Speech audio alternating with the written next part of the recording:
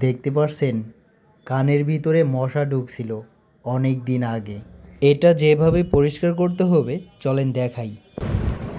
কানের ভিতরে যে ময়লাটা একদম ধরা যায় না, সুন দিয়ে বা কোনো ফোর্সেপ দিয়ে ধরতে পারবে না, এরকম ময়লা থাকলে বা পর্দার সাথে একদম লেগে আছে একদম পর্দার সাথে লেগে আছে এরকম ধরনের এই ময়লা, সেটা করতে হবে কি, এরকম একটা সিরিজের মধ্যে অর্ধেক পানি নেবেন।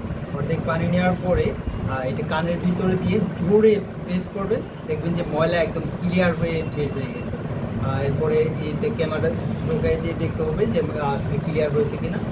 আচ্ছা, আমি এইটা পানি দেওয়ার পদ্ধতিটা দেখাই দিচ্ছি। এভাবে জাস্ট পর্দা বরাবর নিয়ে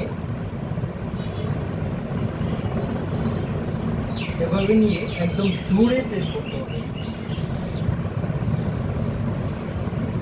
আবার এই পানিটা বের হয়ে যাবে।